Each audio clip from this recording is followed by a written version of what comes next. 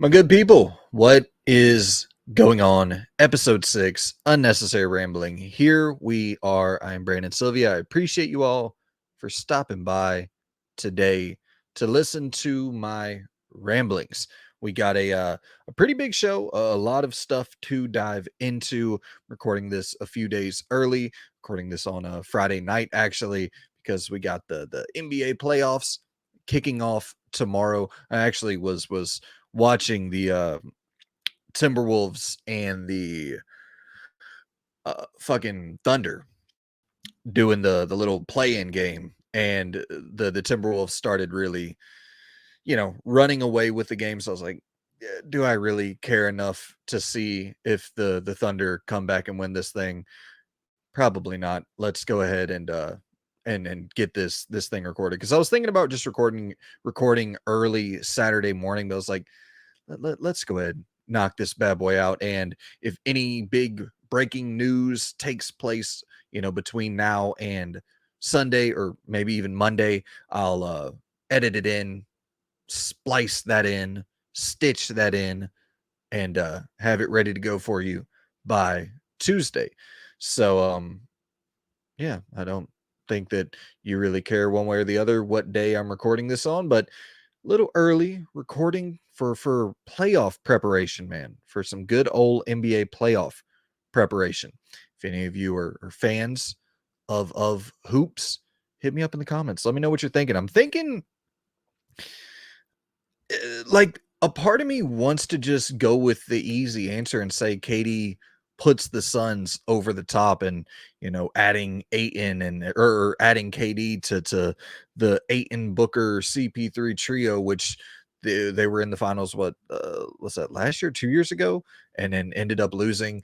So, like, how do you add KD to that lineup, to that mix, and end up failing? It seems like too good to be true. But you look at Brooklyn with Kyrie, KD, James Harden, and that was a bit of a disaster due to some things outside of their control a little bit. But yeah, on the East, it's like I really want to go with Joel Embiid, but once again, talking about Harden and some playoff dips and some peaks and valleys there, it's like I love Embiid. I love the way that he plays basketball, kind of just a old school big man, but with new school game added in on top of it, being able to shoot from the outside, so versatile. He has the traditional skill set, the big, like, 7'2", 280-pound dominant center, but also able to really move and create his own shots. And he's like probably my favorite player right now to watch. So I root for the Sixers. My dad is from Boston, a huge Celtics fan, so like a part of me kind of roots for the Celtics. And I really like watching Tatum. A lot of flurries of Kobe in there. So it's the playoffs have been fun the past 2 years. A lot more parity, a lot more competition, seemingly, and the playing games have been really good and really competitive. So if those are any indicators of what we can expect going into the playoffs, I'm pumped to see what we get. And yeah, I just love having a good all day, an entire day revolving around NBA playoffs. I just love it. My favorite time of the year for sports, without a doubt. So very damn excited. But if I had to put my money on something, I'm saying fucking, I'm saying, oh man, I think I would say Phoenix meets.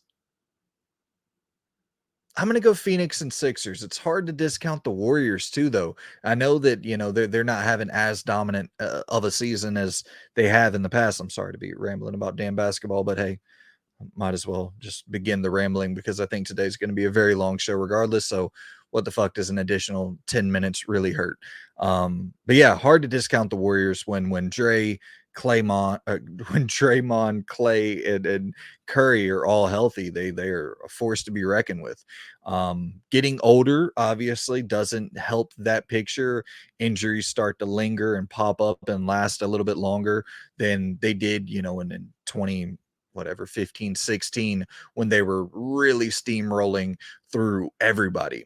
But it's just Milwaukee's another team that I always discount, and I think I discredit Giannis a little bit too much there. Um, he's proven that he can take a team very damn far. Not saying by himself, but largely by himself.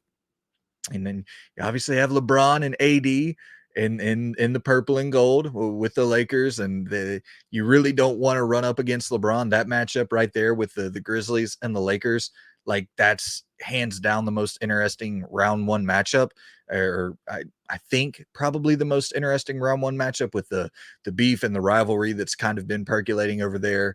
So yeah, it's just going to be really damn fun to follow along with. I think I actually would take the Lakers over the Grizzlies in round one. I just don't know if I have trust in the Grizzlies. Real young, um, yeah, just real young. I could see that team being a team that makes some mistakes against like a real seasoned AD and LeBron and even Dennis Schroeder, and you have some complementary pieces over there, D'Angelo Russell, and they have some complementary pieces. Even that Austin Reeves kid. I'm not saying obviously he's not like a seasoned vet or anything, but they have some nice pieces over there that are definitely like some role players to watch. They could have like those big breakout games in the playoffs. So yeah, a bunch of interesting matchups across the board that I'm very eager to see how they play out. But I think I'm going Sixers and Suns for my final prediction, for my finals prediction, and I think lock in I would lock in the Suns to take it all. It's that seems probably like one of the more safe bets out there, but it just seems too good to I guess too good to be true, but also too good to fail. So we shall see. Also, before we dive into the show, um, I am recording this on StreamYard. I did the Resident Evil spoiler cast with Jen from Retro Rivals, and we use StreamYard. And I like logged into it to kind of mess around with the settings and see how everything operated. And I just loved the simplicity, having these like instant layouts and where you can switch. And I'll show you real quick on the fly here. Where like I can go straight to this, boom, don't have to readjust anything. I got half the screen ready to go for the gameplay footage, or sectioned off for the gameplay footage, and then just boom, right back to full cam. It's like all so intuitive right here in this right here in this app, and like it's so fucking easy. But drawback, last time I recorded, there was quite a few audio issues, and I'll for sure switch back to OBS after this recording if the audio issues aren't resolved. It was storming the last time I recorded those, so I'm wondering if that is going to play a major factor into it. But if there are audio issues like the glitching and some of the there was a lot of that glitching and shit taking place. I don't have the world's best internet. I live out in the middle of fucking nowhere, bought property in the middle of nowhere to you know, it, it's not really in the middle of nowhere. It's about 45 minutes or so away from where I lived previously, but it's definitely more in the boondocks than not even to say more than I would like it to be, because I do like living out in the country. I like having space away from my neighbors. I don't like being right on top of people, surrounded by people. I'm not really the biggest people person. I fancy myself to be a nice fella, but I don't like a lot of interaction with people. I like to keep that to a yeah, I like to keep it as minimal as possible while still being functional and uh, having a somewhat healthy social balance there. But I like my space, for sure. Like my space, so it works for me being out in the country in the middle of nowhere. But in terms of internet service, does not it doesn't bode well for internet service out here. We have a lot of uh, bullshit, pay $200 a month to get 15 megabits per second download type shit, just total scam markets. Thankfully, I did end up getting, rambling like a motherfucker here, but I ended up getting this little device called a Gateway from Verizon, and it gets me like 50, 45, 50 megabits per second. So it's like able to do the shit that I need done. But it's still not like top of the line internet. So hopefully that's not holding the app back here and making it a little bit rougher. So we'll see. I'm gonna record it this time on StreamYard here, and after this, if it fucks up again, I will be hopping back over to OBS and doing everything right in there. But I really wanted to use StreamYard because for one, the live streaming functionality, like I uh, find that really really interesting, and I will definitely be tinkering around with that format. My only thing, and I've said this before back in the easygoing gaming days, if you followed me over there, is like I'm not getting into the live streaming shit unless I can have video or gameplay footage for you guys to watch. It's just like it's a much fucking worse show if you don't have gameplay footage available for you all to see. And I'm just not gonna, like, I'm not going to diminish the quality of the show. And because like the live streaming part, I love that, because if I could like grab the footage, have it locally recorded, play it, and also be able to like live chat with you guys, interact with you guys in live time, um I'd be so that'd be I'd be so down for that, and it would make the editing process pretty much nothing. And so and even just the ability to have this show as it is now, and then have a live stream show separately, like that shit is very very appealing to me. But when I've live streamed in the past, and I gotta say I've never used StreamYard to live stream, but I've used a bunch of different apps and different fucking software to try to do this, and it would always be I would try to bring up the gameplay and it would just be super fucking choppy. Those of you from the easygoing gaming days probably remember me trying to do that, and it was just so bad. And so I won't do that if it's low quality or anything like that. If it's a super laggy fucking delay, like if it if the clips have to run at 30 frames per second or something like that, I'm not gonna that's not the biggest deal in the world. If it's a little bit of fucking latency, not the biggest deal in the world. But um yeah, if I can get that up and running, I would love to do some live stream type shit for the show. But all right, that is enough of the rambling. We're fucking what, 10 plus minutes into the show, and I'm just running my damn jaw here. Okay, so let's go ahead and, oh yeah, the community poll. We're gonna be doing the community poll each week, and I'm really fucking pumped for this. So I'm going to have you guys vote every week, probably like Thursday or so, and I'm going to let you all pick the final topic for each show. So this week, I had four options there. You guys ended up voting the top 10 most underrated games. That was the one that won the poll. I'm going to take that and we will discuss I've made my list here, got my top 10 most underrated games of all time prepared. We'll discuss that. But the whatever comes in second place then moves on to next week. And the third and fourth place votes, they get, suspended for a month or two. They can't come back for a little bit. But whatever comes in second place goes to the next week's vote.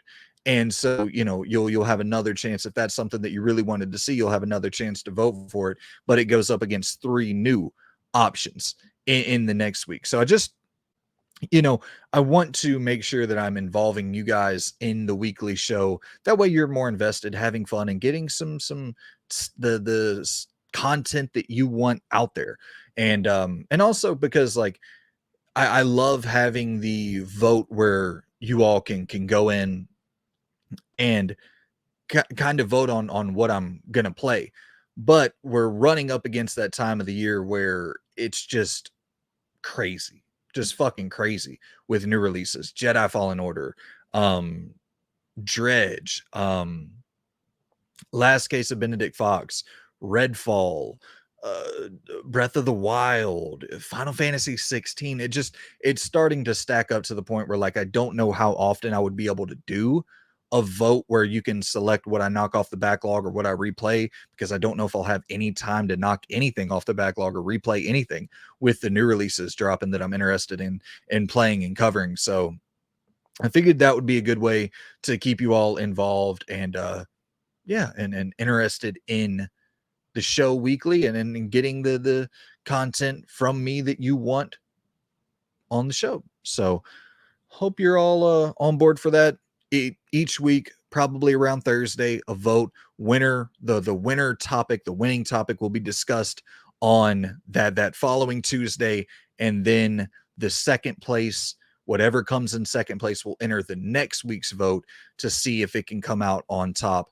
And yeah, and then it'll be going up against 3 different topics. So I think it's going to be fun. It's going to be a nice little challenge for me as well to have like a new fresh topic each week to think about, like different lists to put together and shit like that. So very pumped. But let's go ahead and kick off the show with what I am playing.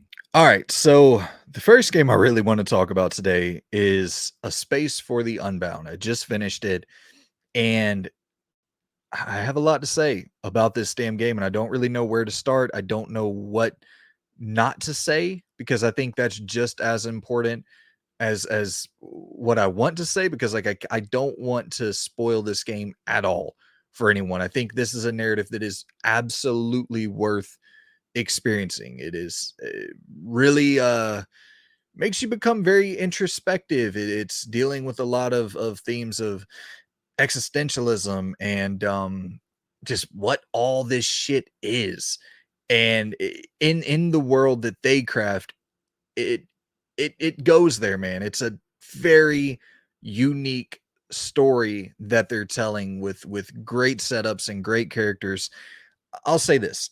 On the surface, it is a like NES, SNES inspired 2D adventure game with this wonderful handcrafted little town that you get to go and explore. And it is the setup initially is very fetch questy, just going around doing little tasks, but it never feels fetch questy in a way that's cumbersome or like, where do I go running around with a like a chicken with your head cut off. It's never any of that. Everything is designed so well that even if you have to backtrack just a little bit, you're never going too far out of your way. Everything's set up, and the location design is so memorable that you're never really lost, and there's not like a humongous world for you to explore. And so the fetch questing is actually just more, it's more designed around the fact of, it wants you to interact with all the different townspeople and see what makes them tick, see who they are, because they all play a pretty pivotal role in the narrative unfolding and in getting little clues and advancing the plot lines. And a lot of it does come full circle, where these characters that you'll meet at the very beginning of the game will still be there towards the end of the game and have very important roles in getting you to the end of the game. So the setup is I'll say simple on the surface, but it really shatters your expectations by like hour 3. And it's a fairly chunky game. I think it took me about 10 hours to finish it.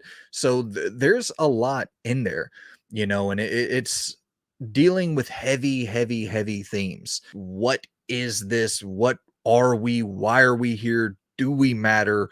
Does it matter if we matter? Like all these fucking meta storylines going on that play out really well, because for one, the subtlety with the art style, where like any little face, any little motion, any little change in the scenery is like such a shock to the system because it does present itself as a very simple game visually, gameplay wise, mechanically. It sets itself up as so simple. So when the little mood changes, the music kind of switches, there's like a little shift in what's going on in the background, the visuals slightly change, like just lighting changes, the littlest subtle details that start to differ as the game goes on are very noticeable because of the simplicity at which this game is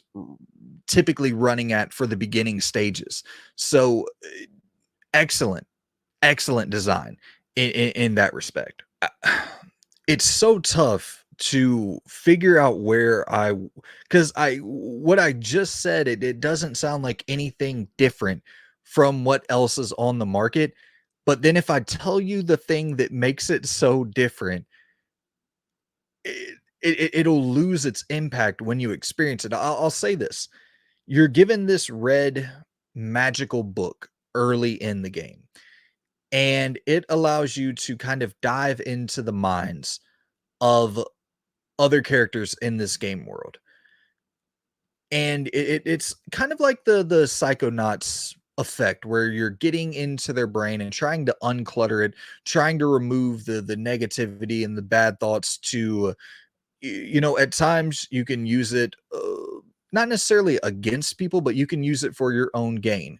Where, okay, I need this done, so I'm going to try to push this character in a specific direction. And that may have negative ramifications later on in the game. But typically, you're going in and you're trying to help people and ease their mind a little bit by uncluttering it to the best of your ability. And that's a main hook of the game. It's still not the main hook of the game. The main hook really surrounds the two characters, Rhea and Atma, I believe is the pronunciation. I may be off there, but they are these two characters who at the beginning of the game they're dating, they're in class together, they're at their senior year of high school, and they are kind of unsure of where to go next in their life. What direction do they want to follow? What path do they want to go down? And they kind of have this like unbridled, starry-eyed love for one another. And like they're aware enough of the real world that they need to figure out what the fuck they want to do, but they feel like they're at their last kind of phase before they enter into full on adulthood, where they're still, they're senior year of high school, but they're still kids at this time. And it's like, you know what? Fuck this, man. Like, let's go off. We're gonna write down our bucket list for this summer. We're gonna write down our bucket list, what we want to do together, what we want to experience, and let's just stick to this instead of going and taking this exam to see what direction we need to take with our life going forward for college or whatever. And it feels so goddamn pure and weirdly specifically nostalgic because there is just that very small slice of your life where you're old enough to get around and go on these adventures, and you're young enough to not realize the brutal beating that reality is likely going to offer you up. And so when it presents itself early on in the game as just this peachy adventure that you're getting to go on, it just feels so warm. And I will say, for a lot of the game, it is like a warm, cozy blanket to snuggle up with. But I'll also say, don't get too fucking comfortable with that at all.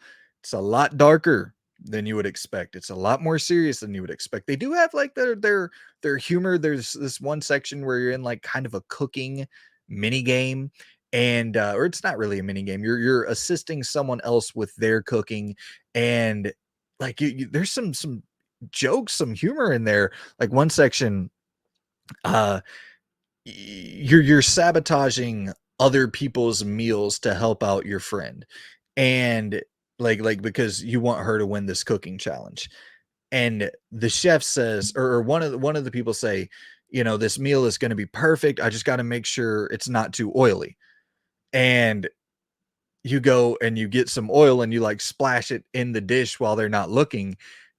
And the chef, the like master chef who is doing this reality show style event, comes over and they taste test the food, and they say something to the effect of, uh, you got to be careful, this is so oily that fucking, what did it say, foreign entities could come and invade your plate or some shit like that. I'm like, god damn, that's definitely a one-liner there for this, kind of simple, cute NES, SNES, retro-inspired adventure game. It would just, there's a couple of those moments with the humor that definitely does catch you off guard. But yeah, man, overall, it's a joy to play. There's not a ton of in-depth mechanics there going on. It's like I said, very simplistic, but they do have like their little sections of, I guess, what you'll call combat, where you just do some little button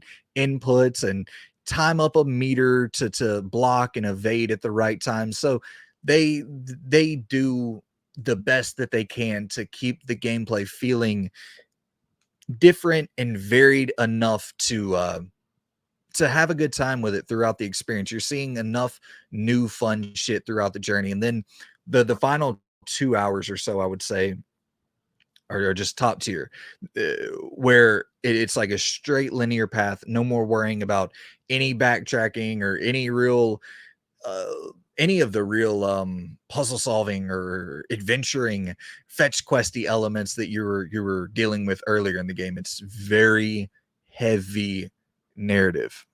Just say that. I'll leave it there. And this is a special game. This is a very, very special game that I would definitely recommend to anybody. I loved this game. There were a couple sections, I'll say, that make it to where I could see maybe some people getting frustrated with just the, well, I don't really know the word I'm looking for. Like there's a section with some doors, I'll just say, and some like repeating of the same exact scenario. And you're just like, why exactly was this added in? Maybe there was something contextual, some story context there that I didn't pick up on. But by and large, that section of the game I really just didn't feel was necessary at all. Um, and there was like maybe one or two of those moments, but you're talking about 15-20 minutes of not great, which in the grand scheme of things, you're talking about a 10-hour game. 20 minutes of not great. I'll happily fucking take that for a narrative that is this good, and at times so heartwarming, at times so heartbreaking, and it's a beautiful, beautiful story, though. One that will absolutely make you think about your place, where you are, where you need to be, and if any of that matters at all. All right, and real quick, I will give you my final thoughts on GTA 4. I finished it, and I had a very weird experience with Grand Theft Auto 4 and finishing it. So I get to the final mission, and there's a section where you have to like climb into this helicopter. And I'm it's like tap A to climb into the helicopter. So I'm tapping it, and then but the first time I failed, I was like, okay, I maybe didn't tap it fast enough. Maybe I wasn't paying attention exactly when the prompt popped up, and I failed because I wasn't aware of what was going on at that specific moment. So I was like, okay, I'll run it back, and I failed again. But I was tapping it pretty quick that time. I was like, that's weird. I feel like I should have got that, but let's take this a lot more serious. Let me tap the fuck out this thing. Third time, I'm fucking tapping the shit out of A. And I still fail the mission. I'm like, what the fuck's going on? So I went to Google, and supposedly there's some issue with the backwards compatible version of GTA 4 running on the Series X, because the Series X backwards compatible enhancement, whatever program, they boost it to 60 frames per second. And supposedly the mission was designed with the 30 frames per second in mind. and it just somehow totally bricks that uh quick tapping of A section where you're trying to climb into the helicopter if you're running the game at 60. And so people are saying like, yeah, it's just like fucking totally impossible to do it on the Series X. I'm like, well, fuck, that is an interesting case where the enhanced backwards compatible versions of the game actually hurt and kind of broke it, which is not common at all as far as I'm aware. With everything I've played through backwards compatibility on the Series X, I've never experienced that. So very very odd. But I was like, okay, I got my 360, popped it in on the 360, and it was a jarring experience. I hadn't played Grand Theft Auto 4 in so long, man. So I forgot what it looked like running natively on the hardware that it was built for.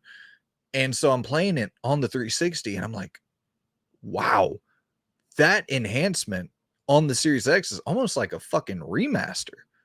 It just looks so much cleaner, it runs so much better. I did have a weird experience where like when I was driving on the 360, I felt like it was just so much easier to navigate to steer the vehicle on the 360 version, which was really really strange. It just felt like less reactionary. Maybe once again because it's not running at 60 frames per second, it's not reacting to every little press of the button that you do. It felt like on the Series X, if I would just like slowly, like barely tap left or right on the analog stick while I was driving, my damn entire car would do a fucking U-turn. And which I'm totally honest, I'm not the best of drivers in open world games or just in racing games in general, but it was a lot easier on the 360.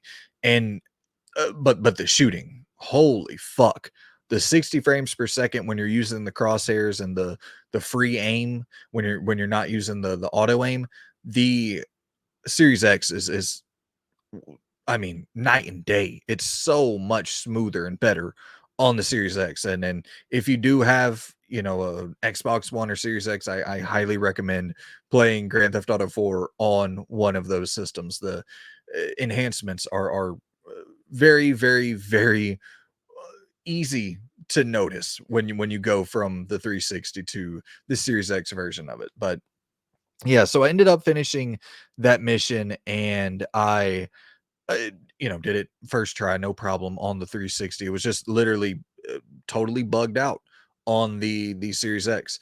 But yeah, went through it, finished it. I loved the ending. It concluded the same way that the entire story was going from that point forward, with giving you agency, allowing you to make the decisions. The entire final act of that game is all relying on you, the player, giving you the decisions to make, and whatever result you get, it's on you. And I fucking love that. I really hope that one of the districts that you explore in Grand Theft Auto 6 allows for a little bit more of that realistic, gritty nature, and maybe even returning to this. You don't have to return it, just something that is a little bit more gritty, because I think that Grand Theft Auto historically has been wacky, zany characters, and I love that the Trevors of the world and the Big Smokes of the world, and there's layers to those characters as well. But like having this more gritty storyline in GTA 4, I just felt like was so captivating throughout the experience. But what I want more than anything for Grand Theft Auto 6 is true player agency, allowing you to make decisions on who lives, who dies, and having that domino effect. I thought that was hands down the best thing and most memorable thing about Grand Theft Auto 4. But I really, really enjoyed this experience. I'm glad you guys voted for it. It like I said, it has some age on it for sure. It doesn't hold up nearly as well as it let me say this first. Playing it on the 360, it was this weird experience where I was looking at it and I was going, "Oh yeah, when I was playing the PS3 at the time, and booted it up for the first time. I was like, this is the most amazing looking video game ever made. And you're talking about 2008. Look at the competition in 2008, visually and just technically, and it was so far and away superior to everything else at the time. But going back to it in 2023, of course, lock on aiming is not a fucking thing anymore, and the shooting in general doesn't hold up all that well. Like I said, I do think that changing it to the free aim makes it much better, but it's still not like world class shooting. The checkpointing systems are very outdated, so there are things to complain about, but I'll take a few complaints with just an excellent narrative and a fun game with a bunch of fun mini games. Going off and seeing fucking Ricky Gervais at the damn I forget what the name of the comedy club is in the game, but they have the comedy club with Ricky Gervais. You're going off, hanging out, watching Ricky Gervais, going off on these little silly dates and hanging out with your buddies at the pool hall and fucking going golfing. It's just it's a blast. It was really a fun experience to replay this game for the first time in over a decade. All right, so it is now time to hop into the news, and we're going to kick this one off with old Redfall. Redfall will not be 60 frames per second on Xbox consoles. It'll be 60 frames per second on PC, launching at 30 frames per second on Xbox, even Series X. And this is inexcusable, man. I'm not a technical snob. You guys know that. I'll still play Redfall. I'm sure I'll have a fine time with it. But the first person shooter fans out there, they're not going to tolerate no damn 30 frames per second on a first person shooter. This is the one genre where you just can't have 30 frames per second. I mean, it's 2023. It's inexcusable. Something like Plague Tale Requiem, sure, a cinematic adventure, even something like Gotham Knights is more tolerable than this. But even Gotham Knights, I was like, it should have been 60 frames per second. And it's funny because I feel like there's a lot of similarities there with Gotham Knights and the untethered co-op experience, and how they're talking about that's the real problem and the real drawback, and supposedly similar features are running with Redfall. And is that the drawback there? Is that why this thing is not going to run at 60? If so, same thing I said about Gotham Knights. What was that? Double Slasher, right? When yeah, Gotham Knights came out last year. When the news was announced that it was going to run at 30, because of the multiplayer, I was like, why not have it to where the single player campaign can run at 60? It was just bizarre. I did not understand that decision at all. But like I said, I'm not a fucking developer. There's probably a bunch of issues piling up that my little ass brain can't even fucking process. But I will say this: this is a first party title that's coming from $1 trillion company. Trillion, not billion, trillion. Microsoft money, dude. Trillions of dollars. I I don't get it. I just truly don't get it. I don't understand why these first party issues continue to plague Xbox. You're looking at Halo that launched incomplete. I feel like is a fair and maybe even light way of putting that. Um, and just Fable supposedly running into multiple hurdles in the developmental process. Fucking State of Decay 3, same thing. Perfect Dark, same thing. All these issues continually plaguing their first party studios. You have to go like, what the fuck is going on? The coalition supposedly had just recently scrapped a game, and they're back to work on Gear 6. They were working on some new IP, supposedly. And now they're back to Gear 6 because you know, uh, whatever, something fucking took place in development. They scrapped the old IP allegedly. Who fucking knows? But it's just constantly these problems with first party software. And I can't look at this as anything other than a Microsoft problem, a management problem. Like it can't be that every single developer, other than the fucking developer, which Playground's working on Fable, but every game, first party wise, other than the smaller kind of indie titles and the fucking games with cars in them, everything else seems to be fucking up in flames right now. Avowed saw a trailer in 2019, nothing from it since, or early 2020, whatever. Perfect Dark, Fable, State of Decay 3. It's constant. And you're looking at this 30 frames per second, and you know that Starfield's going to be 30 frames per second. This is all but fucking confirming that. It's like, it's asinine, dude. It's fucking asinine. And I'm seeing things like people saying, well, just delay it. It's like, well, delay it until when? Until Series Y? Because we were all supposed to wait. This was going to be the generation.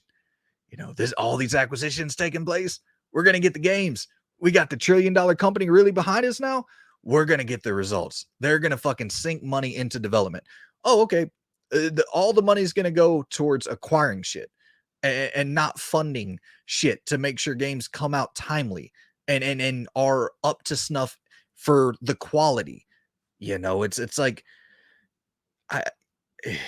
it's ludicrous. It's fucking ludicrous, man. No other fan base out there is sold a fucking $500 piece of machinery and told to wait this goddamn long. I bought in this time. I gotta say, I was duped. I was duped, at least at this point. That's the way I'm fucking feeling. Just being real. Feel like I was duped. You go off and you buy Bethesda, and you go off and you buy Obsidian, and you go off and you buy Ninja Theory. Ninja Theory is another one. I know we're seeing some progress and some updates on it, but we ain't really seen that game. We saw a little bit of that game. You go off and you buy all these studios. You go off and acquire all these studios, and we're still fucking waiting on the results. It's like, something has to shake. Something has to give. And even when we do get the results, even when we do get the games, there's always like some little caveat. Well, Halo, it's not coming with all of its features. We'll get you its features later. But we delayed it a year. If we didn't launch it with the system, we're going to delay it a year to make sure all the features come with it. Oh, now we're going to launch it, but the features still aren't ready yet. We'll get you later. And now 343 is in shambles. Joseph Staten leaving, and then all the fucking developers from Playground dipping, and it's fucking crazy, man. It's absolutely asinine what is taking place within the first party ecosystem over there. If you're not a game with a car, good luck ever seeing the goddamn light of day. And when you do see the light of day, good luck having this $1 trillion company hit you with enough resources or a timely enough developmental pipeline or whatever to get your game out in a proper state. It's fucking bizarre, man. And you're talking about, the conversation becomes, delay the game, or should you launch the game feature incomplete, or should you delay the game? As if those are the two options. It's like, and I gotta give credit and be fair. Like, it seems like the Xbox community is really fucking riled up about this one. And they're like, this is crazy, dude. This is crazy. We support you. We have your back. Shit hits the fan at times. Some negative news will break, and we'll be like, look, This probably isn't as bad as it seems. The media is always shitting on Xbox. Let's just take a step back. Let's take a breather. The games will start to come. That's kind of been the attitude. And I got to say, myself included, I've kind of felt that way. Like 2023, that'll be the year. The games will drop. They'll start to drop, and they'll start to drop with a level of quality that we can come to expect from this point forward. And it doesn't seem to be the case. And then with this mindset of, okay, well, what's the option? Should it be delayed, or should it just come out feature incomplete? It's like that those aren't the two options. Those aren't the two options. It's a $1 trillion company. The option is get the fucking game out and get it out with the level of quality that we should expect from a $1 trillion company. It's bizarre. You shouldn't acquire developers and then expect the same bar of quality or less than what they previously were capable of, what their previous output was. We should expect improvements across the board. Starfield should be the most ambitious, unbelievable game ever created because they were already fucking doing that. They were already doing that with Skyrim and Fallout 4 and Fallout 3. They were already creating crazy, ambitious, unbelievable worlds for you to explore. And I can't even say here, like, Skyrim didn't click with me at all. But you look at the fucking reception to that game. People consider that unanimously one of the 10 greatest games ever made. And so when Starfield, when it says Starfield is going to come in at 30 frames per second, like, and once again, let me be clear. Speaking from my perspective, I'm still going to play Redfall. I'll dive into the story. I don't really give a fuck. I don't give a fuck if Starfield's 30 frames per second. And I can actually understand Starfield being 30 frames per second a lot more. That game is wildly ambitious. Redfall, I'm sure it's ambitious. You know, it's an arcane game. They have a lot of systems going on, a lot of moving parts. But you look at the visuals of it, it's like, well, that's probably not the thing that's holding this game back from hitting 60. You know, you look at the shooting, you look at the magical powers, you look at the movie, you're like, yeah, well, that's all been done before. So is it just the co-op? Is it the Series S? Is that the issue here? Look, it's been enough time.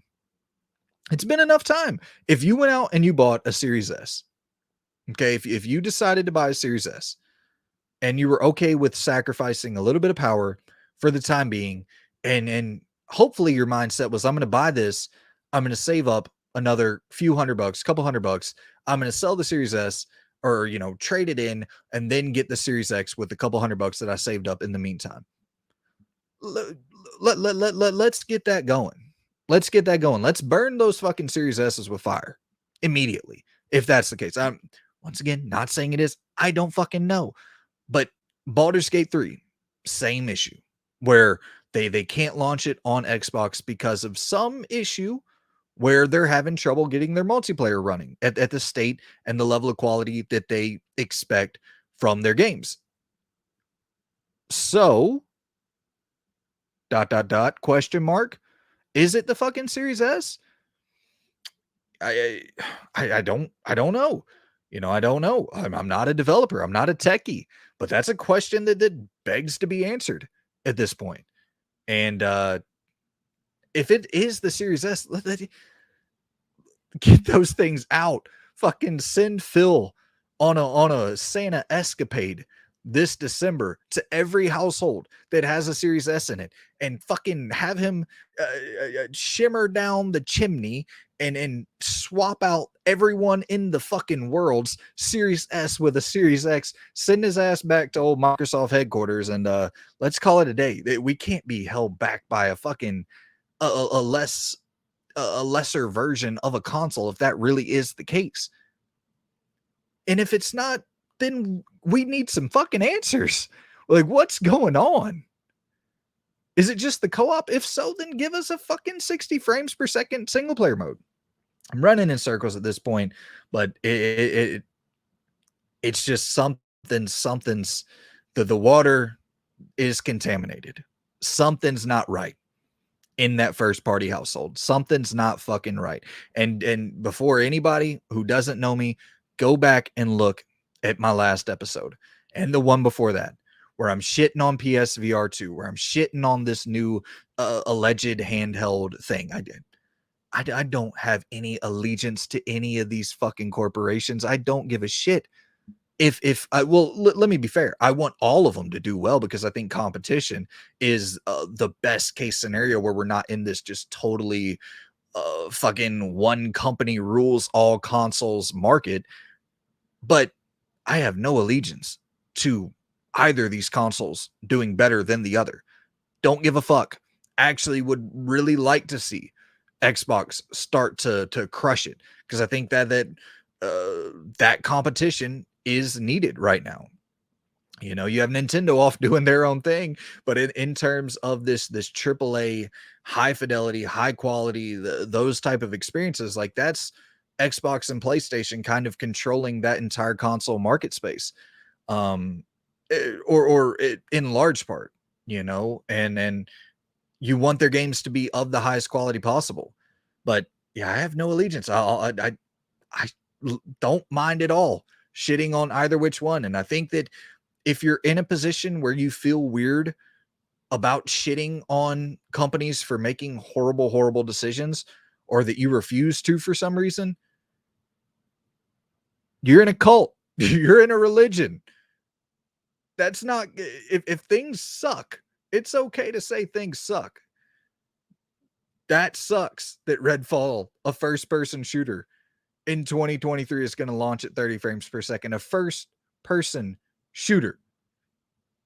That's like probably the one and only genre that has to be 60 frames per second every single time, or that fan base is going to implode. Like they haven't been used to fucking 30 frames per second. Oh, what are we in 2011? I mean, come the fuck on, man. It's Redfall, 30 frames per second, 2023 on your what do they call it? The Xbox Series X, the most powerful console on the market or whatever. For sure, man, for sure. And the thing about it is, it damn well could be. And if that makes it even weirder. What the fuck is the issue if they're developing and they're only developing for this console and for PC? So it's like even less fucking arduous requirements. It's a pretty it's fucking crazy. It seems to be. And then you look over across the pond with Tears of the Kingdom, and everybody is like high on high as a giraffe on Tears of the Kingdom, just hyped as hell for that. And it's like, maybe Nintendo just had it right to remove all expectations of fidelity and frame rates and this and that and be totally unshackled by that. And let's just play off nostalgia. Let's play off creativity and let's play off like consistency and quality and then not do the race to the most superior, powerful system on the market. Seems to be doing them pretty damn well. And then they're consistently cranking out creative shit. And once again, I'm not rooting for Redfall to fail at all. I want the game to be great. I'm actually, fairly interested in it, somewhat interested in Redfall. I'm going to play it. But when these issues continually pop up with trillion-dollar companies, I think it's okay to say, hey, that's fucking weird.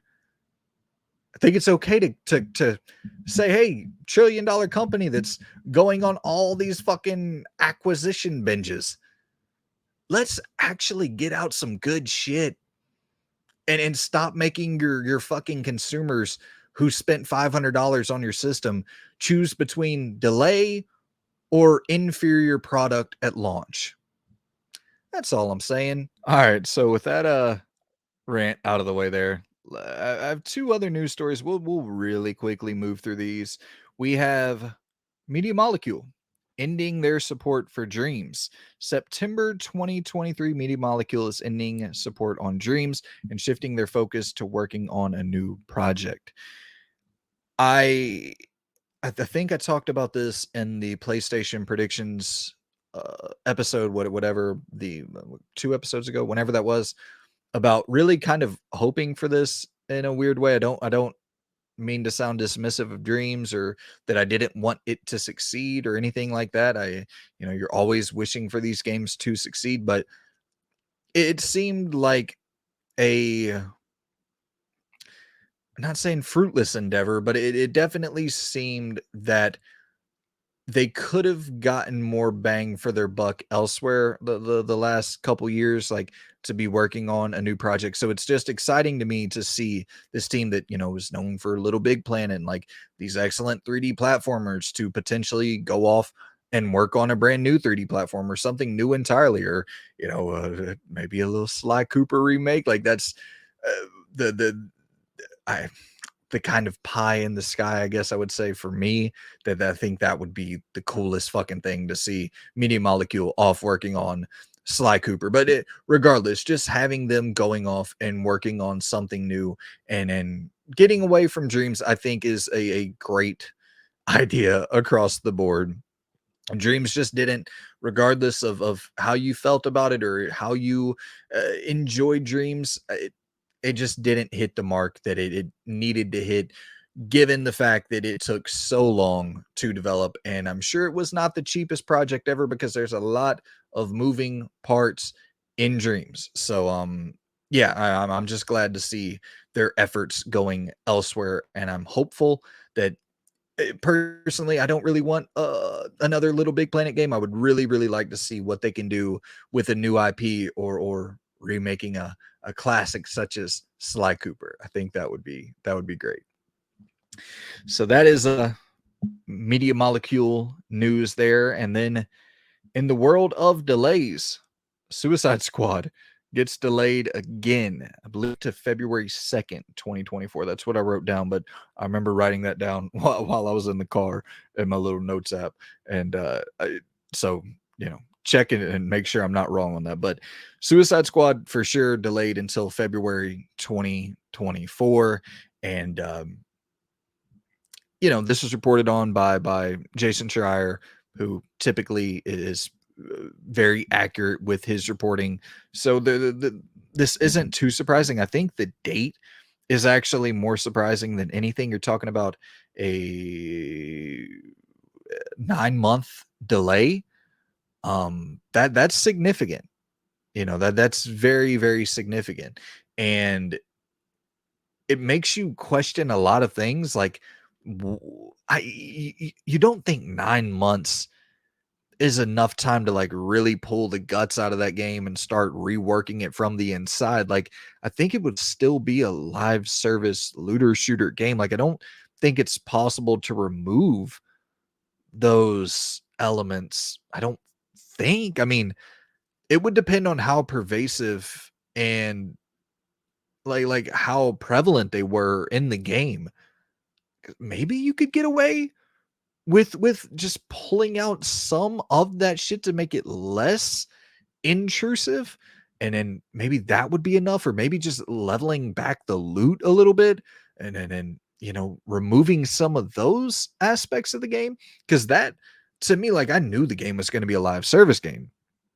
The bummer to me, of course, the live service aspect sucks as well, just having Rocksteady work on some shit that looks like fucking Fortnite, and yeah, the to me it just looked awful in general. But the one of the bigger bummers was like the loot that seemed to be present in the single player function of the game as well. Like, I'd be totally cool with, if well, let me step back. I would not be totally cool with it because I'm done getting burned by this shit, for one.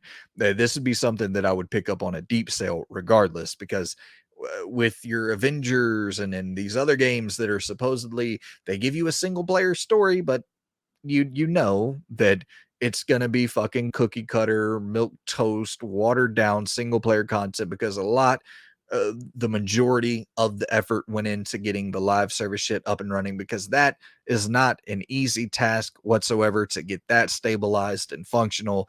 That's a, you know, an entire fucking development job in and of itself to get a live service game up and running, not including the fact that you're trying to throw single player functionality in there as well. So something is going to get sacrificed, and usually it's going to be the thing that's not making billions and billions of dollars, and that could typically be the single player component.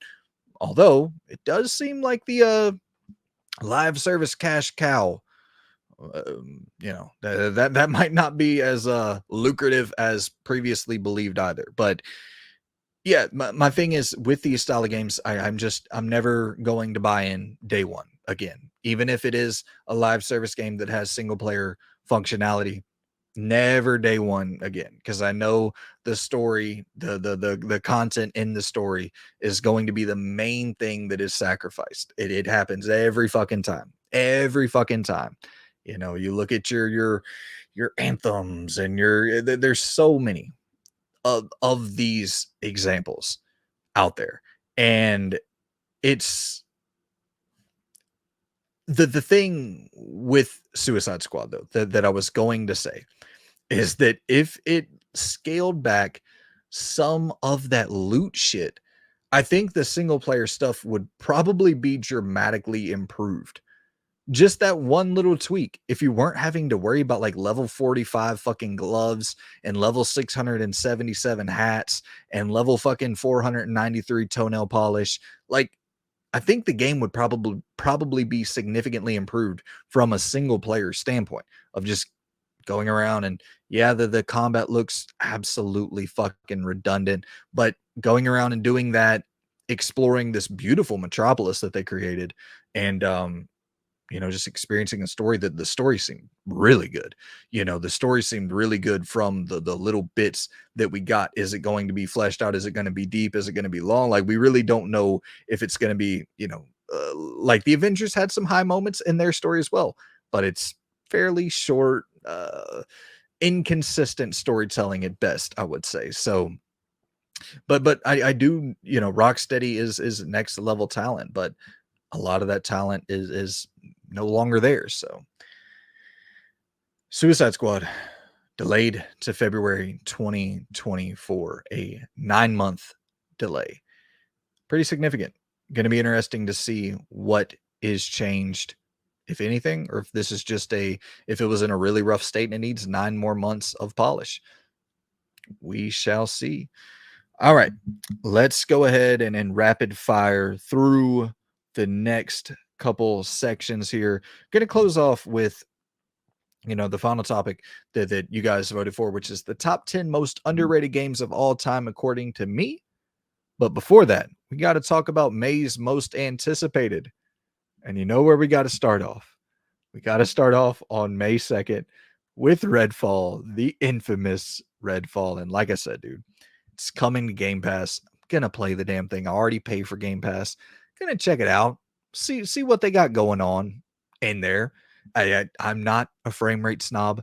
I think there could probably be still some redeeming qualities of this game. I do think the kind of scientific narrative that they got going on there of these rich people trying to reach immortality, like that's appealing to me. You know, the idea of it being more Far Cry than fucking Back for Blood. That's appealing to me. Those style of things are appealing to me. And I do, once again, I acknowledge and I understand 100,000% you first person shooter fans being like, hell no, I will not be playing this thing on Xbox.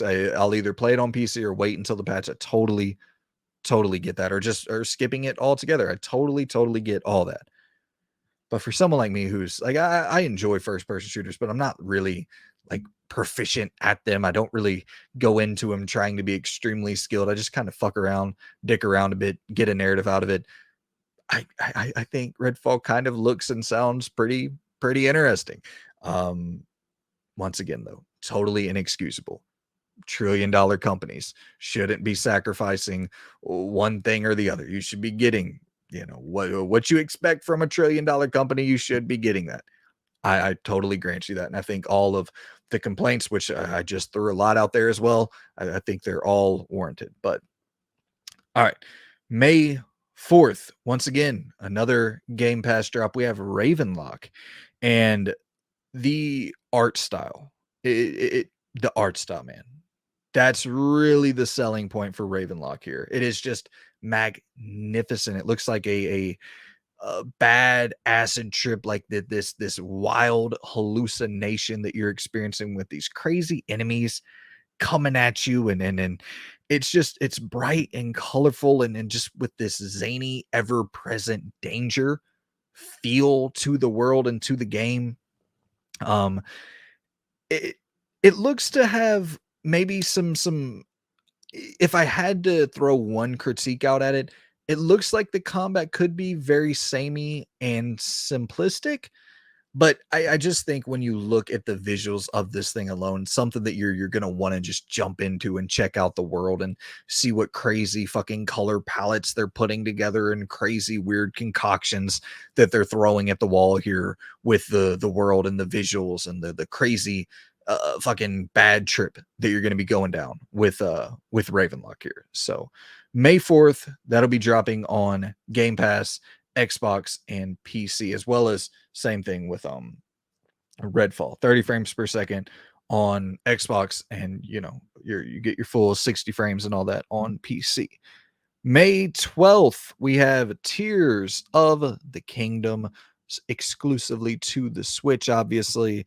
And I I don't know where I stand with Tears of the Kingdom. I'm not, a big Nintendo guy. I'm not a Zelda guy, but I think I gotta jump in. It's like I gotta see what the hype is all about. Didn't play Breath of the Wild, so it's like, you know what? Let me do my due diligence here, and then dive into it, talk about it on the show, give you my impressions, my thoughts from the perspective of somebody who doesn't have the nostalgia connection, from somebody who will be going into it and looking at it as just an open world action adventure game, and then not really knowing the plot points. I think that could be a somewhat interesting perspective for people to hear, because I think that by and large what you're going to get on the internet is going to be people who love the franchise. And I like, when I talk about Resident Evil, that's something you always have to keep in the back of your mind, is I'm so invested in the franchise that, like, objectivity is damn near impossible when I'm talking about a Resident Evil game. But I feel like I'll be able to be pretty much 1000% objective with my thoughts on Zelda, because I literally have zero bias towards the game at all. Of course, I want it to be cool, and anytime I dump fucking $70 on the counter to pick up a video game, I want the damn thing to be great. But I do have to say, I like some of the stuff that they got going on there with the crafting and the floating districts that you're exploring in the clouds and stuff. Like, I definitely think the game looks compelling. It's something that I do want to check out, especially with like the vehicles that you're making and flying around with, and taking throughout these landscapes and exploring. Like, I'm down to check this out for sure. I I do think it definitely looks interesting. So Tears of the Kingdom, that will be May 12th. Amnesia the Bunker dropping May 16th. Game Pass day one as well. Big, real fucking big month for Game Pass. Obviously Xbox, SNS, PS4 not coming to PS5, which is really, really interesting. Um, Look, man, Amnesia is a series that inspired many games. You're looking at your Somas and your Outlasts and Layers of Fear. It's very, very influential in that genre of the quote unquote walking sim horror genre. It inspired a lot of other titles, but Amnesia the Bunker seems to be adding a new big feature here, which is going to give you a revolver to defend yourself with, which for me is crucial for getting me into this style of game, because I've kind of phased out with the first person walking sim horror titles. Your Observers and your, like I said, I love Soma. Thought Outlast was pretty solid, but I I'm even stuff like In Sound Mind and uh what was it, Saint Defina's Hotel and Oxide Room 104. Like, these games are starting to add in just like little interesting twists that are just giving you a slight bit more agency and a little bit more gameplay. So I'm loving seeing that there's a little bit of evolution taking place within this genre, and I just hope Amnesia the Bunker really nails it with the new additions to gameplay there. Next up, we have Lego 2K Drive. I didn't write the damn release date down for that one. Let's head over to the Google, see when Lego 2K Drive is coming out. Okay, so Lego 2K Drive is dropping May 19th to all consoles. And this actually looks really fucking sick. I can't sit here and lie. This Lego 2K Drive game actually looks really sick. I'm not gonna buy it $70. Think that's a little bit insane. I know that 2K is not going to budge on that $70 price tag anytime soon, but yeah, I'm not buying Lego 2K Drive at $70. But I will say, I do think the game looks cool as shit. You're seeing the building mechanics where you're building your cars brick by brick. They're swapping on the fly between the driving on the water and driving on the road. And I think that I could be wrong on this, but I feel like I remember in the trailer seeing that you were even able to fly with your vehicle at some point. I don't know. Maybe they just hit a jump or some shit that looked like that. Regardless, it's a lot of creativity, customization, and all this shit taking place, and it's some fun little physics systems at play with Lego 2K Drive, where you're if your car's too tall and you hit like a fucking you hit this barrier with your car, bricks will start to topple over. You go sliding into a rail, you'll see some bricks start to fall off the side of your car. Like, that shit's just charming. It's fun. I enjoy a good kart racer, especially like a good local multiplayer couch setting. You're sitting there with some buddies, bullshitting with a kart racer. Like, you really fucking can't beat that experience. So, and previews have been really positive on this Lego 2K Drive game. So I'm hoping that this thing does really well, and I'll be seeing it probably this Black Friday season, picking it up for I'll grab it for $30. I'll yeah, I'll say 30. If it comes out in reviews pretty well, $30, I'm there for Lego 2K Drive. And then on May 23rd, we have After Us. This is coming to next gen console and PC. This is I guess I would say the easiest way of describing it for me, or the easiest way of putting it for me, would be like a journey inspired adventure game. It's coming from a new developer, Piccolo Studio. Their first game with Private Division publishing it, which Private Division, they have a little, their name holds some weight. So curious to see what they saw in this game. But yeah, I mean, immediately when you look at it, you're seeing the vibes, you're seeing the artistic expression on offer. It's like this post-apocalyptic, probably I would assume very depressing world, that by the end of the game you're getting this beautiful message revealed to you. And I'm a sucker for that shit. I am a big old softy. I love a good artsy game that hits you in the feels, gets you a little depressed, and then says, hey, at the end of the day, go chase your dreams and explore this world as it was meant to be explored. I'm down for it, man. After Us, May 23rd. And you know what?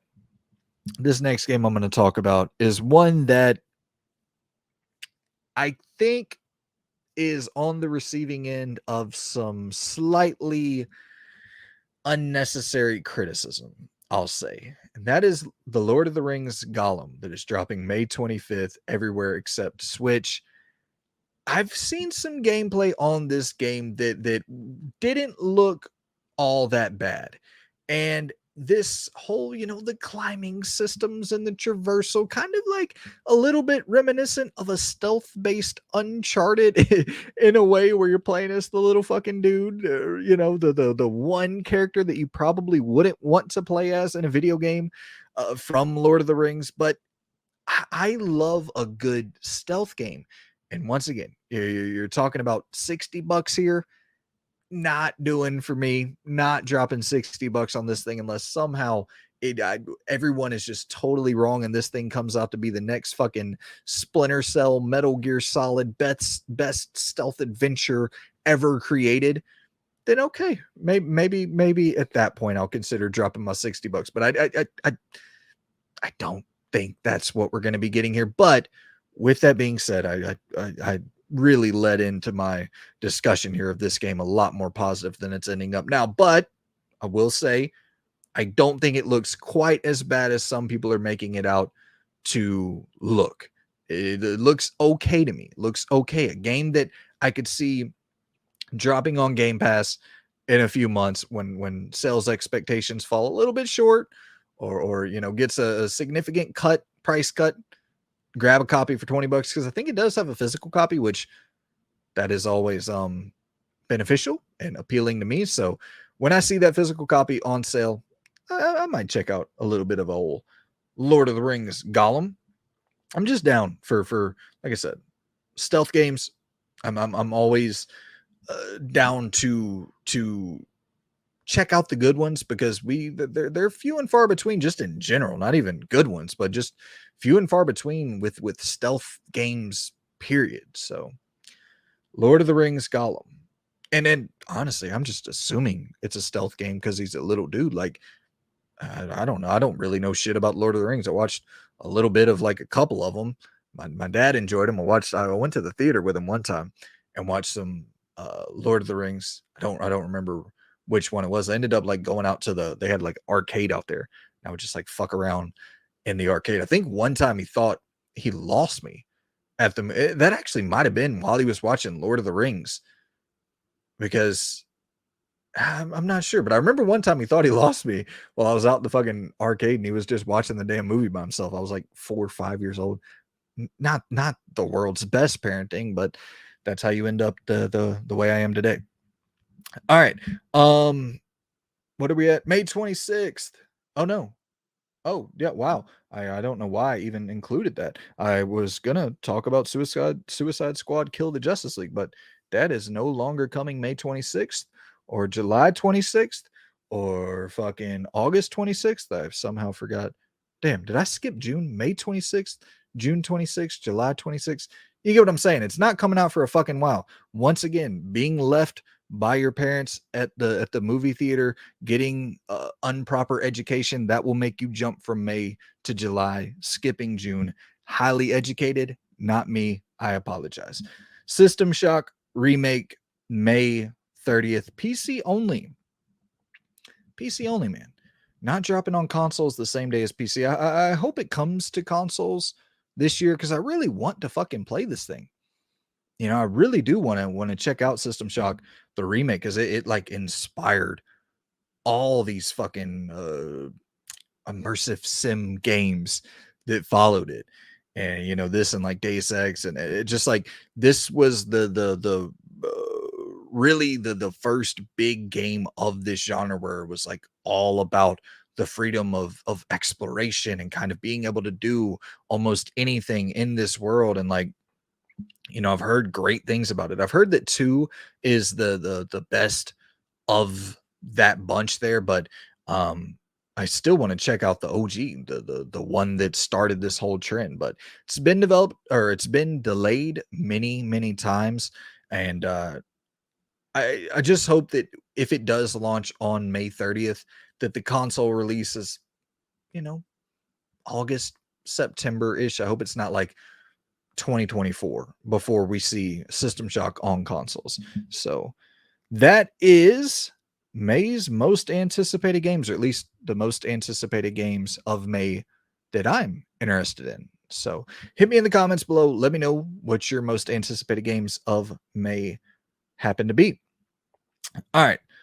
Now it's time to close off this damn show, this damn episode with the final topic that you guys voted in on the community poll. It's time for the top 10 most underrated games. My personal picks, got them lined up. Took way longer than it should have for me to order this list out to separate my top 10. To I probably should have like went console by console first. After I put up this poll, I was like, that's a fucking yeah. You should have went like top 10 most underrated PS1 games, top 10 most underrated PS2, PS3, PS4, PS like you blow the whole fucking load doing like the top 10 all time at the start. Like I can't go in console by console at this point. And yeah, regardless, top 10 most underrated games of all time, according to me, myself, and I. All right. Number 10, going with one that you'll probably expect from me if you've been following the channel for a while. Resident Evil 6, hands down. One of the most hated mainline games from any franchise ever. And I just don't really get it. I just don't really get it at all.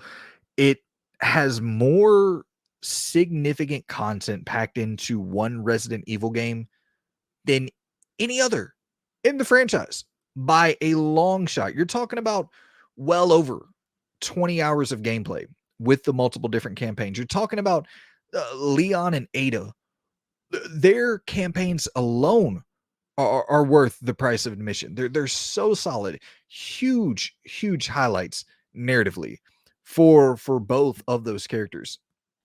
And just narratively in general, there's this real focus on cinematic storytelling and giving these characters that we've come to love over the last fucking couple decades a real spotlight. You know, these characters, this story in Resident Evil 6, it actually feels important, and it's not like just an afterthought to get you back to the gameplay.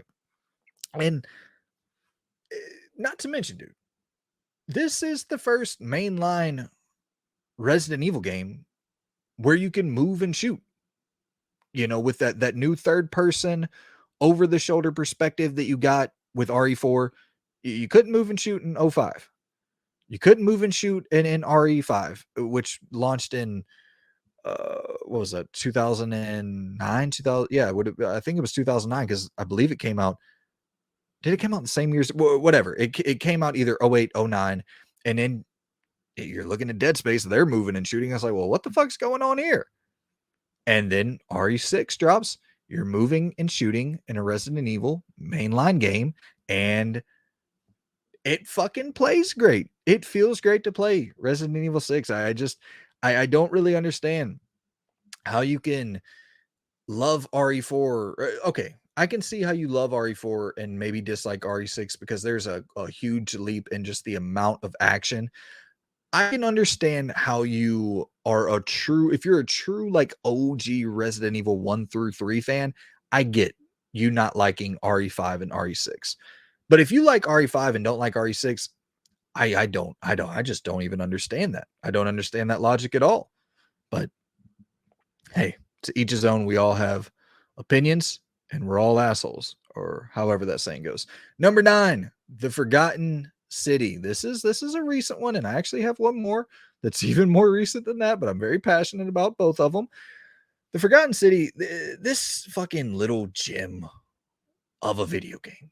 It dropped in 2021 and was one of my favorite games of the year, and I think one of my all-time favorite indie experiences in general. It's this first-person open world time looping mystery adventure, but I think the key to this game's uniqueness really lies in the characters and their involvement with the world. Like literally every single character in this game world plays a huge role in resolving this mystery. Kind of like, we were talking about earlier with a space for the Unbound. There's some similarities there with the level of detail and importance that's put into all of the characters, but even more so in the Forgotten City. Everyone in this world, literally everyone in this world, is important. Holding a key piece of information, holding a key piece of lore, holding a key piece to move the story forward. And the setup of the Forgotten City with, the whole time looping thing, how they play into that with the world pretty much resetting on itself if you commit like one of the 10 deadly sins. If you go off and you fucking rob somebody, you murder somebody, whatever the case may be, the world begins to reset, and like these fucking guards come out and they're trying to kill you, and you got to go and jump through this portal. But when you come back on the other side of the portal, all the information that you retained previously from your last run, you still keep. And so every single run, you're going in with more information, more clues on how to solve this mystery. And it wraps up you got multiple endings and branching plot lines. And it's so compact and full of rich detail and great story. And you're talking about a game that I think was developed by, I could be wrong on this, but I think it was like 5 people or maybe even less than that. Truly a fucking remarkable achievement that I would recommend anybody and everybody to go and check out. Also visually, fucking good. Real good. It started off as a damn Skyrim mod, but people are like, dude, this is so dope. You got to fucking crank this out and make it into a main game. And they did indeed. The Forgotten City. It's a blast. That's number 9. Number 8, we have The Suffering. The motherfucking Suffering is so underrated. A classic 6th gen title in an era where brutality and violence were king. The Suffering was an absolute god amongst kings. It was so brutal, so gory, so violent. Um, for those of you who aren't aware of what The Suffering is, it's essentially like this third person shooter that's set in a prison setting where you're playing this dude who is convicted for killing his wife and kids. He has no memory of it. And you're kind of exploring that plot line. But really the star of the show here, for one, it really begins with the monster design in this game. It's, I would say, hands down, the sickest thing about The Suffering. Each monster that you battle, each enemy that you battle is designed in the form of a prison execution. So you'll battle enemies that have like been beheaded or hung, and they're just like hanging from the, you see the torso just fucking hanging there and the head hanging there on the news. It's so grotesque, or even like little subtle uh executions, or not executions, but like subtle deaths that take place in prison, where like someone will be wrapped in the fucking isolation, the isolation jacket, whatever you call it, and they were left to fucking rot away in an isolation tank. And then you're running into those enemies. It's littered with all these cool enemy designs and different types of monsters to run up against. And just the atmosphere is phenomenal. The third person shooting is phenomenal. It feels kind of like if you guys played the Punisher game on the PS2, it feels a little bit reminiscent of that, just game feel and control wise. But yeah, great weapons, great atmosphere, kick-ass soundtrack. It's a badass third person shooter on the PlayStation 2. Number 7. This is the one. This is definitely the newest, the freshest on the list. But I loved this game so much last year that I got to give it a shout out. For those of you who have been around a while, you're gonna know this. Evil West. I got to say, I was a little bit bummed last year, man. I'm finishing up the year, and I'm like, okay, cool. I'm playing Evil West. I'm like, this is definitely a game that by 6 months or whatever, when it goes on sale and people are getting their hands on it for the first time, people are just going to be praising this thing, talking about it's the hidden gem of the century. And it didn't really happen in the wave or in the frequency that I expected. You do see people talking about it and people praising it, but Evil West is so good, dude. It's so good. If you can find this thing on a sale, Hell, I would recommend it at full price, but I know to each his own on that. Some people, it's a shorter game. You know, you're talking about a whatever 10-ish hour third person brutal melee action. You know, you got your firearms, your melee combat, tons of skill trees that add great variety to this gameplay system. Like we talked about with the suffering, immense amounts of gore. Your volleyball spiking your enemy into literal spikes, seeing the damn spike protrude through their fucking gut. It's bloody, gory, fun as hell. You get all these cool different, like you get like this shock ability, and you have this like super fast zap ability where you're going from one enemy to the next at light speed, and it really feels like it controls and plays a lot like a God of War style game, but with obviously with firearms. But it removes a lot of the tedious stuff from the God of War games. A lot of the puzzle solving's gone. The story is a lot more campy, a lot less serious, and a lot, I it's not on the level of a God of War story. I'm not, or at least the 2018 and then 2022 game, but I will say the campiness and the fun of it, and it's presented well with a nice cinematic flair, and you know this Western vampire slaying world. The monsters are great. It's a fucking great game. Evil West number 7. Coming in at number 6, though, we have Freedom Fighters. Old classic EA days, back when they were cranking out these 8 to 10 hour games on a regular basis. And I think Freedom Fighters is one of the best that they ever made. Just not even just within the 8 to 10 hour range or restriction there. Like one of the best EA games ever. It's fucking great. IO Interactive was actually the developer on Freedom Fighters, which I didn't even know before making this list. IO Interactive, for those of you who don't know, the team that developed the Hitman series, and then also developed this damn Freedom Fighters game, and they absolutely crushed it, dude. It's this alternate history sort of plot line where Russia wins the Cold War, but I the story is solid. The story is solid. It's good with Freedom Fighters, but really the star of the show is the gameplay. It's the third person shooting that controls incredibly well, very fast paced, but also very tactile and strategic, where you can like command your squad with very simple button prompts to move in or fall back, regroup, whatever. And at the time, the AI was just incredibly fucking advanced. Your troops were always, you know, on their toes, very responsive, doing exactly what you sent them to do. And it wasn't like too cumbersome to engage with those systems. Like the strategic aspects of the game were actually fun and aided the third person shooting opposed to uh, taking away from that experience.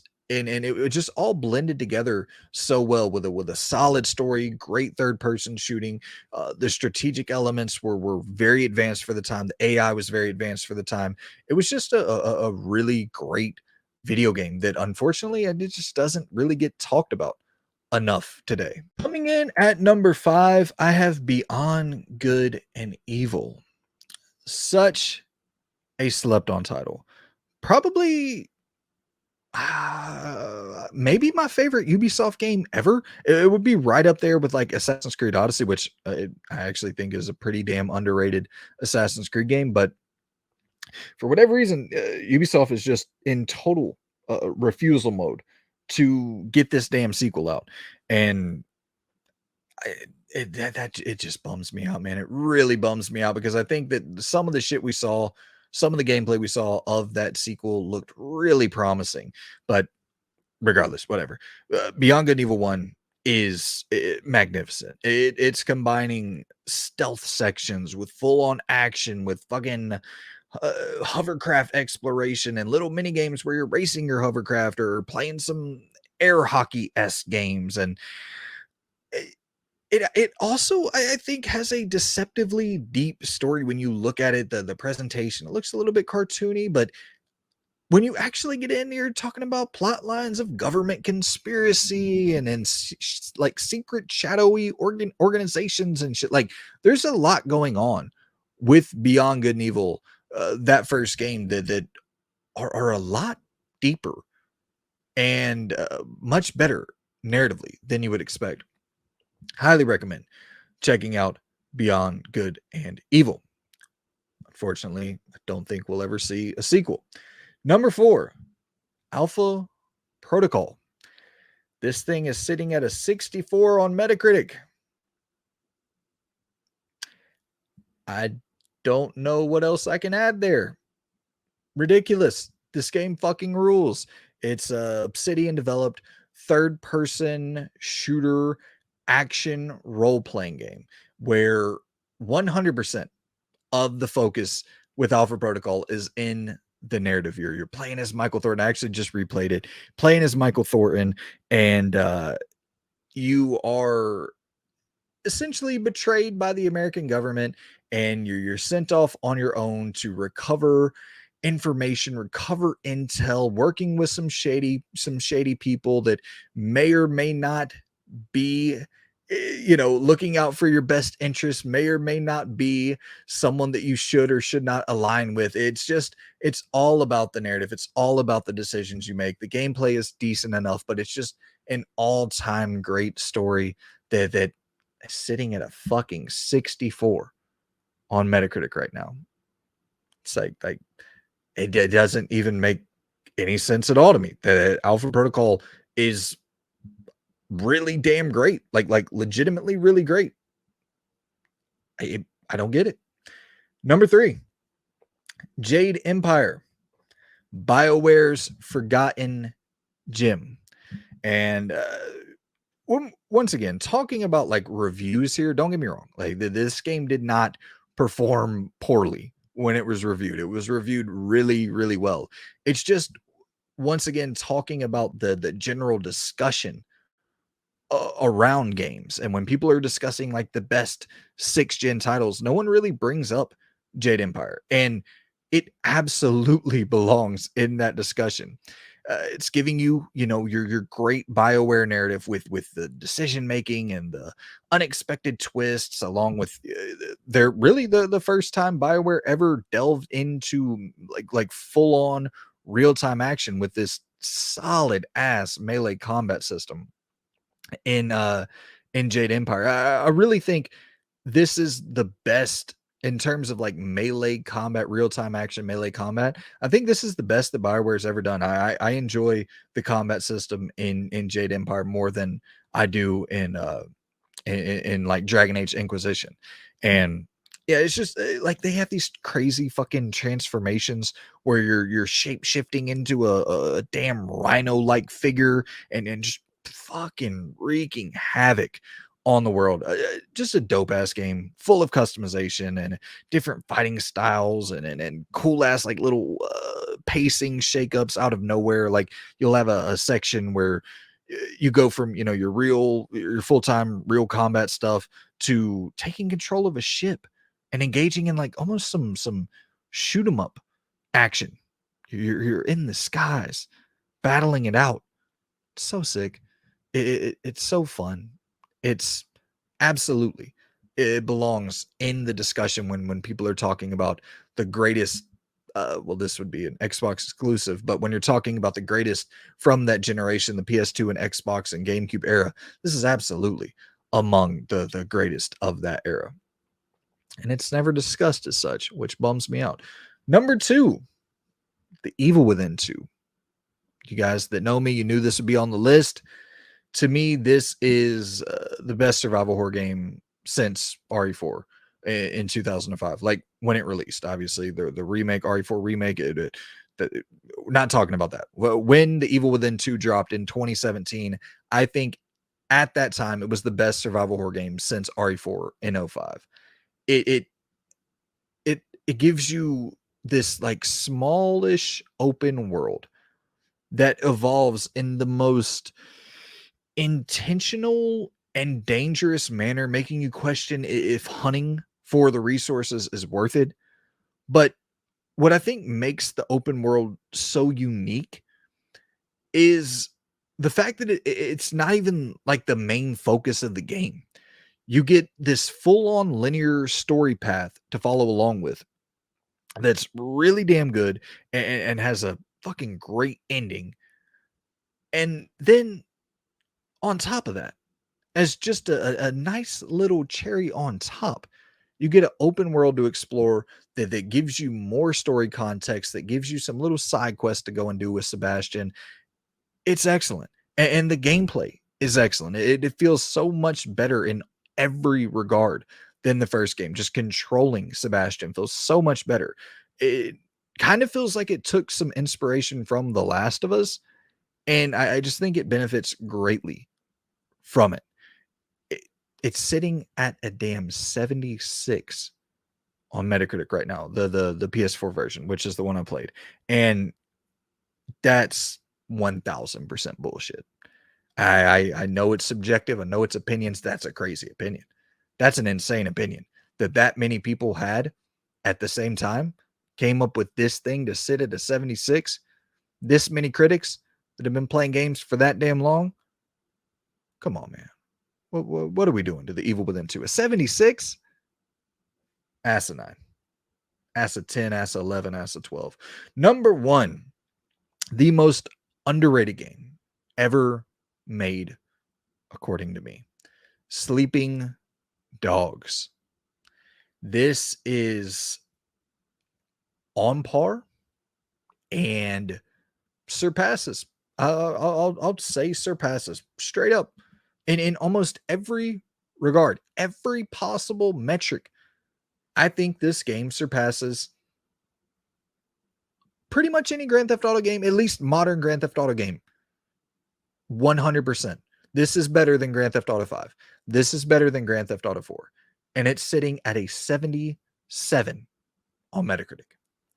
It's criminal. And I'm not bringing up Metacritic for every single game here because some of the games, we're talking about underrated titles that just maybe don't get discussed enough, or they're so great, people know they're great, but they don't get discussed when talking about all-time greats.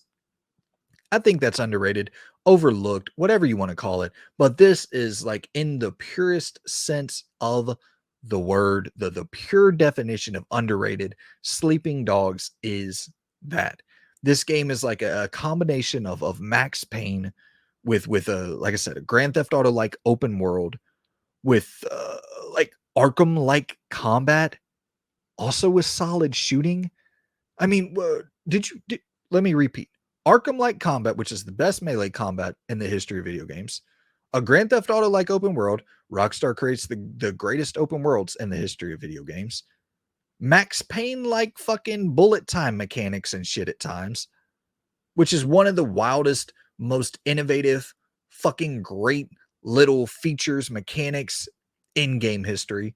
And it's all combined into Sleeping Dogs with fucking high octane uh, uh Italian job, Fast and Furious. I can't think of good chase sequences right now off the top of my head for movies, but like it has some of those chase scenes that you'll see from movies where your character's jumping from the top of the car to jumping from the top of he hops on the roof of his car, hops to the roof of the other car that he's chasing, pulls the bad guy out of the car. Like, it's fucking epic. The boat chases, just some of the shit that takes place in this game it's ridiculous.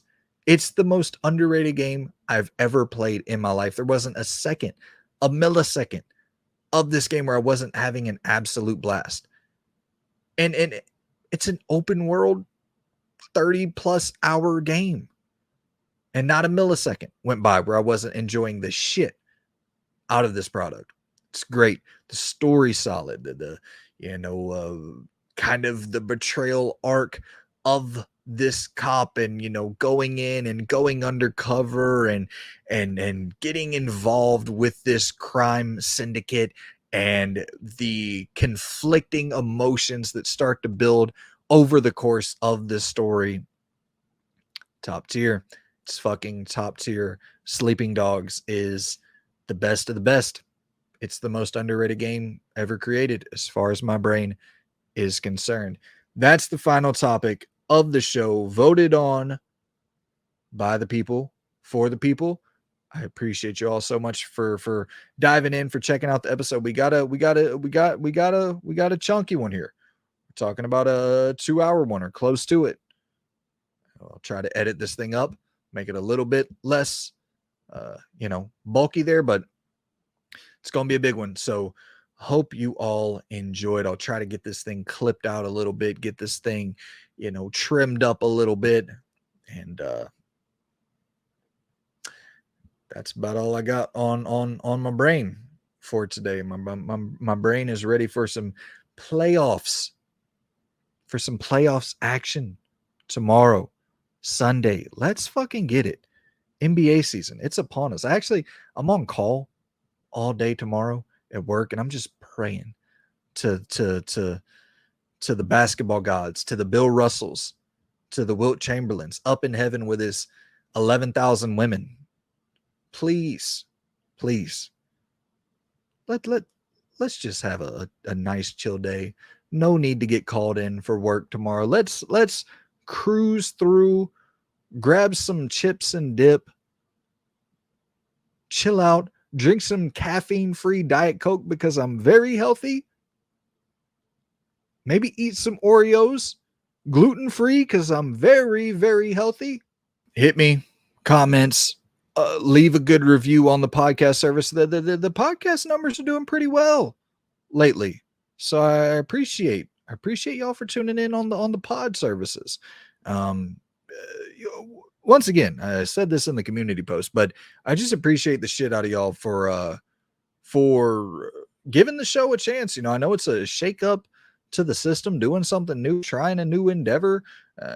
I know, personally, sometimes I'll watch a podcast or whatever, and they'll go in a different direction. I'm like, damn, I liked the other stuff, but I'm trying my best to keep a lot of what made the other stuff good and include new stuff to make it even better. So I'm hoping that people enjoy it and are down with the weekly format. And it seems to be that most of the subscribers are tuning in and checking it out. So I just appreciate the shit out of y'all, man.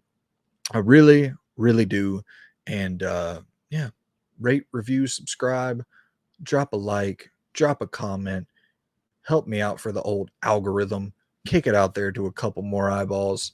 And that's it for me, man. Hit me in the comments. Let me know what you thought about the show, and I will see you guys in the next episode. Goodbye.